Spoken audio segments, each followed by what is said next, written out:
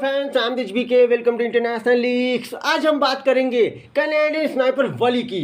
2 महीने पहले कनाडा के स्नाइपर वली ने यूक्रेन में एंटर किया था रशियन आर्मी के खिलाफ लड़ने के लिए और यूक्रेनियन आर्मी का सपोर्ट करने के लिए।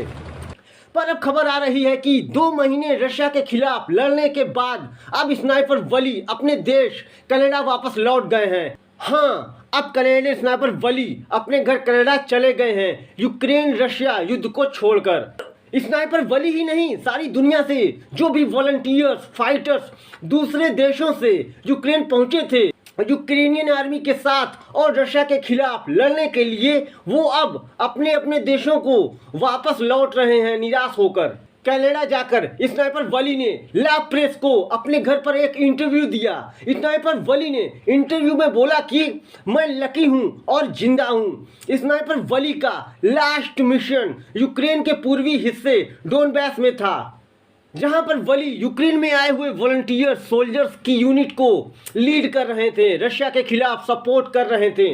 और यही वजह बना स्नाइपर वली का वापस कनाडा अपने देश जाने का। स्नाइपर वली बताते हैं कि जब वो लड़ाई के दौरान यूक्रेनियन यूनिट के साथ लड़ाई कर रहे थे, जहां पर वो मोर्चे पर तैनात थे, वहां पर रशियन टैंक भी थे जो कि फायरिंग कर रहे थे। स्नाइपर वली आगे बताते हैं कि तभी 2 यूक्रेनियन सोल्जर्स बाहर निकलकर, जो कि मोर्चे पर तैनात थे, वो बाहर निकलकर सिगरेट पीने लगे। स्नाइपर वली ने उन दोनों यूक्रेनियन सोल्जर्स से बाहर जाकर सिगरेट ना पीने को कहा, पर उन दोनों यूक्रेनियन सोल्जर्स ने स्नाइपर वली की बातों को नहीं सुना। वली के मना करने के बाद भी तभी सामने खड़े रशियन टैंक ने बहुत ही सटीक निशाना लगाकर उन दोनों सोल्जर्स पर शेलिंग की, फायर किया, जो कि बहुत ही तेजी से एक्सप्लोड हुआ, जिसमें यूक्रेन के उन दोनों सोल्जर्स की मृत्यु हो गई। स्नाइपर वली कहते हैं कि इस ब्लास्ट में उन्हें भी चोटें आईं। स्नाइपर वली कुछ भी सुन नहीं पा रहे थे और वो दोनों सोल्जर्स स्नाइपर वली के पास पड़े हुए थे। वो मंजर बहुत ही हॉरिबल, बहुत ही भयानक था।